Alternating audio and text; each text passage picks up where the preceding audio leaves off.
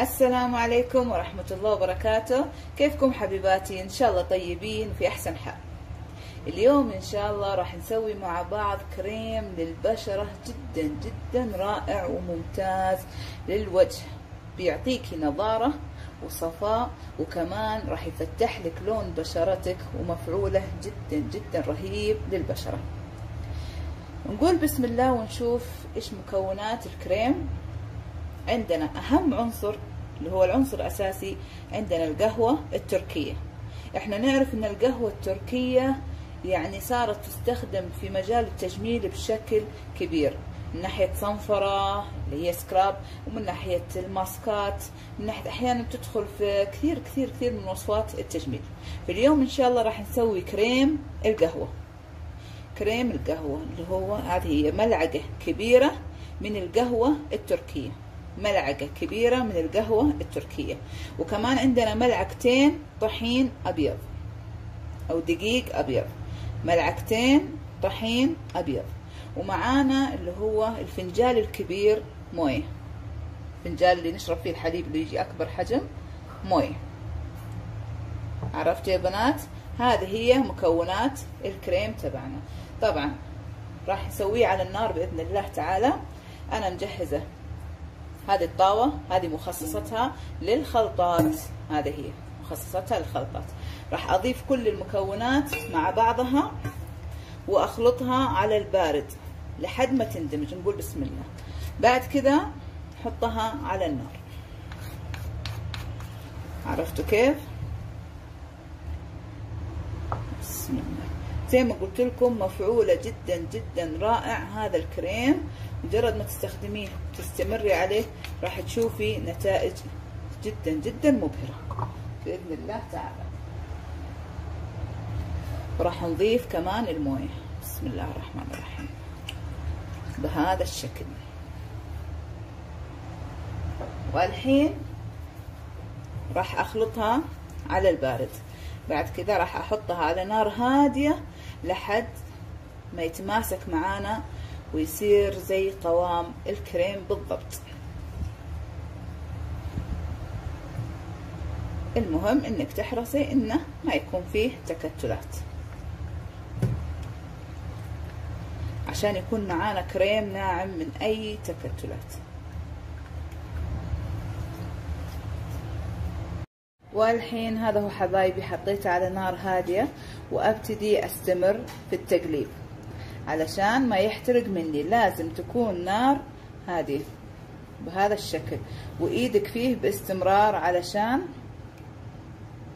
ما يتماسك معاكي ويثقل وفجأة ما عاد تعرفي انك تستخدميه او يحترق منك او شيء زي كذا. عرفتوا؟ على نار هادية جدا بهذا الشكل. شوفوا كيف بدأ يثقل، كيف القوام كل ما له بدأ يثقل. هذا أوريكم إياه في الأخير.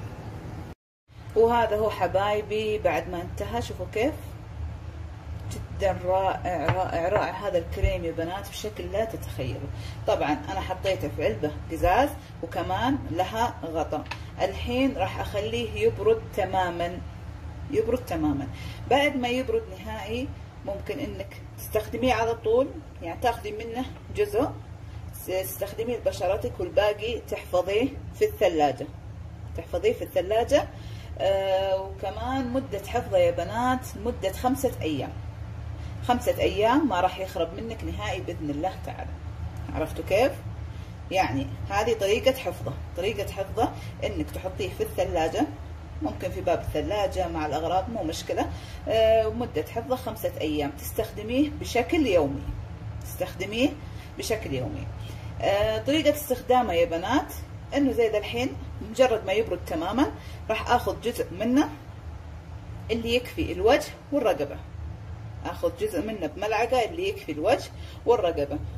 قبلها راح اغسل وجهي مظبوط واسوي سكراب، صنفرة للبشرة علشان تمتص الفايدة بشكل مظبوط.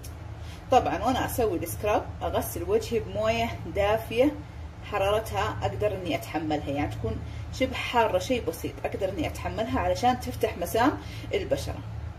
بعدها احط الكريم على الوجه وعلى الرقبة واخليه لمدة نص ساعة، لمدة نص ساعة. بعد كده تغسلي بشرتك عادي وترطبيها، وتعالي شوفي جمال البشرة بعد هذا الكريم الرائع الممتاز جدا جدا جدا. خلاص تستخدميه لمدة 5 أيام. طيب بتقولون ال5 أيام كل يوم نسوي صنفرة للبشرة؟ يعني هذا الشيء بيضر البشرة انك كل يوم تسوي لها صنفرة؟ راح اقول لك لا، الصنفرة بس اول يوم، يعني هذا الكريم راح تستخدمينه 5 أيام متواصلة يوميا بشكل يومي. فانتي اول يوم بس اللي بتسوي فيه سكراب فقط، باقي ال5 أيام ما راح تسويها، ما راح تسوي السكراب علشان ما نجهد البشرة. احنا نبغى نفيد البشرة ما نبغى نضرها، فكثرة السكراب ممكن انه يضر البشرة. عرفتوا كيف يا بنات؟ فعشان كذا السكراب يا بنات او الصنفرة تتسوى في اول يوم استخدام لهذا الكريم.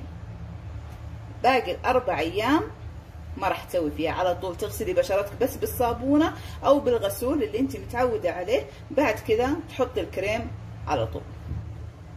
تعالي شوفي جمال بشرتك بعدها، راح تشوفي بشرة في قمة الرونق والنضارة والجمال بإذن الله تعالى.